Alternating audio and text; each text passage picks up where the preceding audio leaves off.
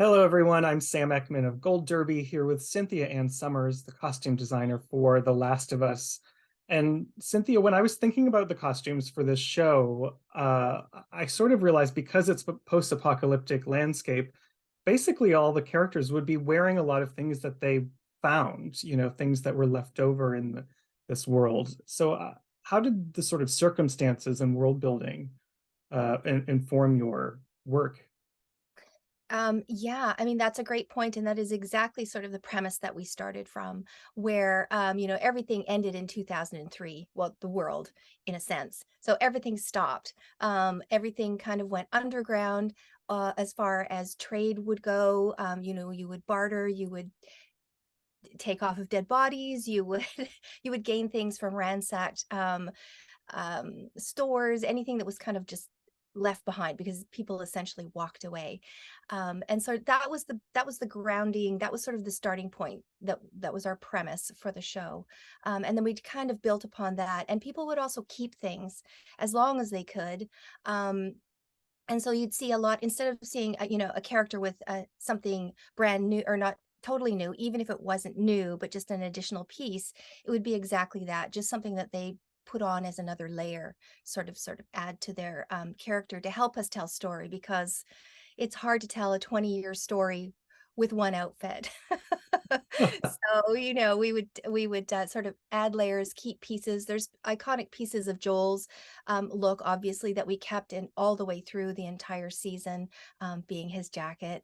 And in the winter, in fact, he would just layer over top of that. So that was sort of our the way we grounded the show. I think it was really important for Craig Mason to have this show grounded in some sense of reality that an audience member could sort of understand and feel and connect with. Yeah.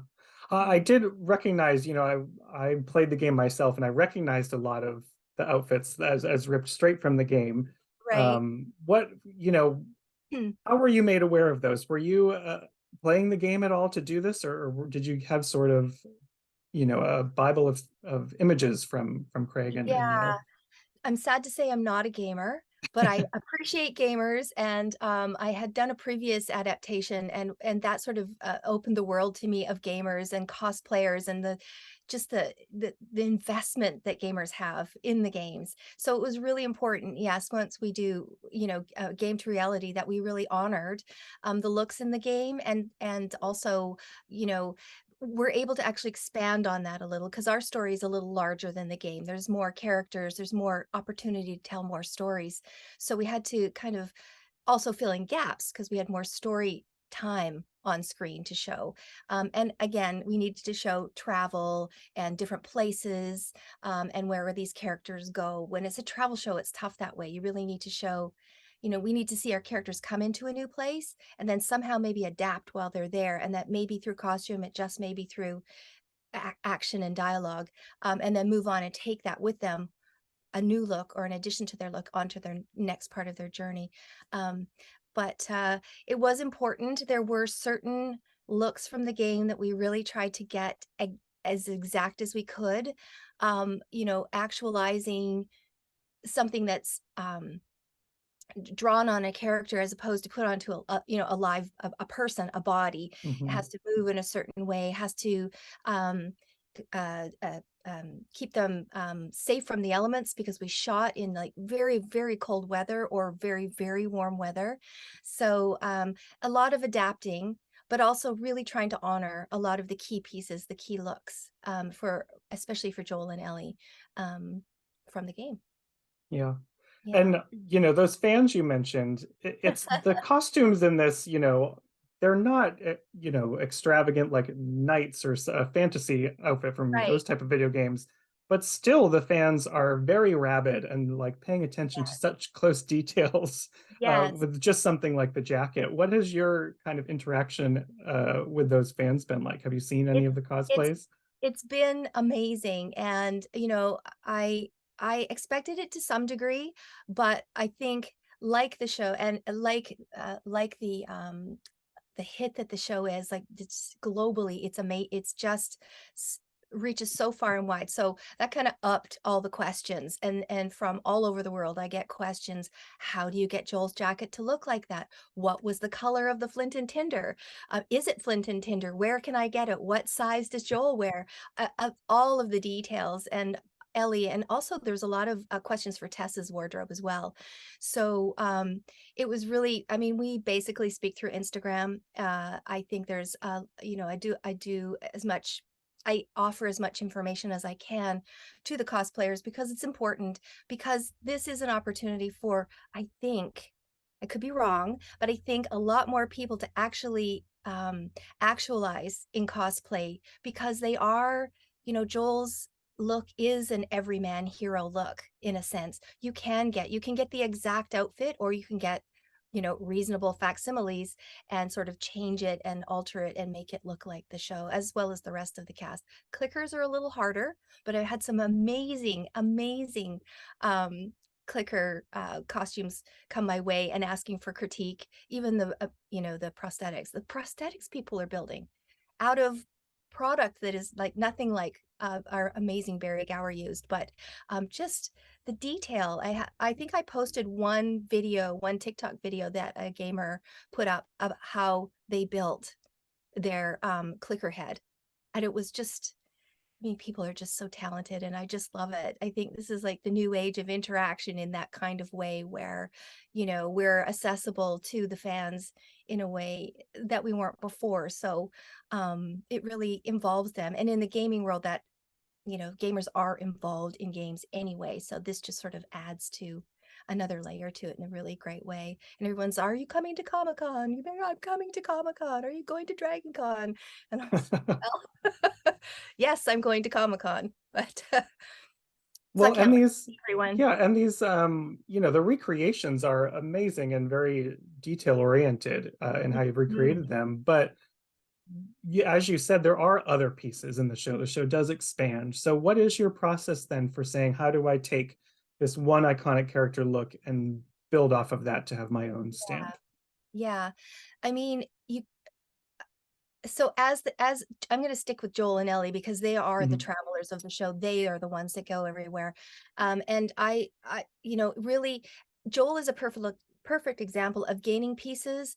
The beautiful green plaid shirt that he gained from Frank. And you know, that's a really great example of gaining a piece along the way with meaning. There's a lot of meaning behind that shirt, where it came from and who's wearing it next and how he's wearing it, and the backstory that he and Frank didn't have. So, but the connection that Joel had with Bill. So, you know, there's a lot of thought that goes into the pieces that come in. That was a piece from the game, but then we added pieces, for instance, the shearling coat we added when in the winter scenes when he goes to Jackson. I think, you know, that was out of necessity. And what would Joel wear? I mean, how is it going to serve us? Because we do want to, we do want to be, we want to see our hero remain our hero. Do you know what I mean? In Yeah. visually, I think that's important.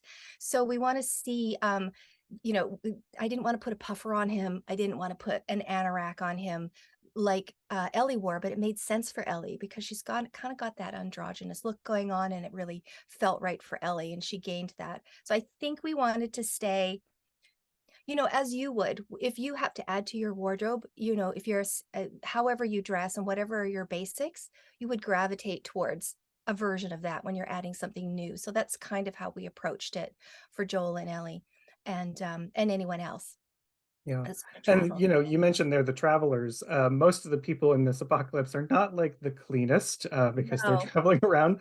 So Yeah. how much are you, you know, what is the process for like distressing, for dirtying? Is that every piece Intense. that gets that? Yes, intense. Absolutely. Every piece you see in front of camera on any actor, background performer, anyone has gone through the breakdown department. And whether it's gone through everything. So when we get to each sort of city or town we go to, if you notice, there's sort of a general lighting patina, and that trickles down to the costume, the sets, everything else. And that's intentional because we only have a moment to give you time and place before the story starts in that new place. So that was important. So everyone you see, for instance, in Jacksonville. Everyone has been overdyed. Every piece of costume has been overdyed in a certain tone before the breakdown happens, so that enhances sort of aura of the town, if you will, of the people in it. And then breakdown. If you follow Joel and Ellie, you'll know that the jackets get, their clothing gets dirtier, bloodier, holes in it, shot, all sorts of things.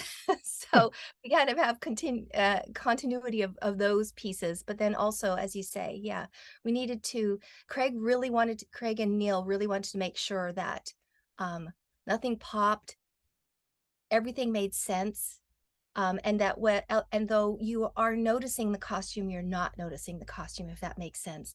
It's not a costume period show. It's not about the costume. The costume has to live in this kind of a contemporary apocalyptic moment. The costume has to live on the actor, but it's really about the actor and the environment they're in. So everything had to really harmonize.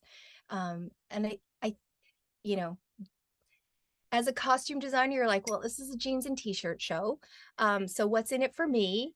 And this is exactly what's in it for me. It's like an amazing collaboration across all departments, creating this show that is really, when you see it, it's just, it's cinematically beautiful, Yes, absolutely, from head to toe. Yeah. Well, speaking, going down that track of what's in it for you, if you look at your resume, you have such a varied resume of different genres. You really have bounced around to, like, this is post-apocalyptic, there's contemporary, there's fantastical.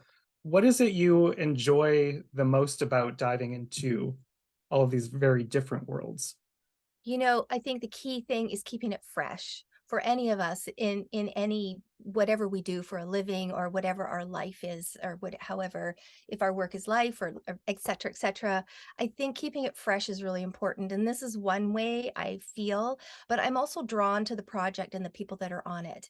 So, although perhaps I could settle into one genre, I'm not even sure what that would be. I think those are two key things. Like, what is the project? um what is the project going to project? Who am I working with? Like, who are, what new family am I going to be working with on this show? And what will I learn and gain from it? I think those are things that are important to me. Yeah. And I learned a lot on this show. I just, when it first came to me, a few people said that also I'd worked with before had said, think of Lemony Snicket, or think of Altered Carbon, that were just like huge productions, huge. Think of that, and just like 1,000 times bigger. And I'm like, but it's a jeans and t-shirt show. How is that possible? It's going to be a scavenger show. How is that possible? And it is exactly that. It's such a huge production, and I learned so much. And working with Barry Gower and his team on the makeup effects was amazing, as you could imagine. It was just a dream come true. And the clickers and the infected were, I don't know, I don't have words. They came together very, very well. Yes, yeah. Well, Cynthia, amazing job on Last of Us. Thank you for Thank guiding us through the costumes. For everyone watching at home, subscribe to Gold Derby. Keep with us this season for plenty more conversations. Thank you again, Cynthia. Thank you so much. Thanks for having me.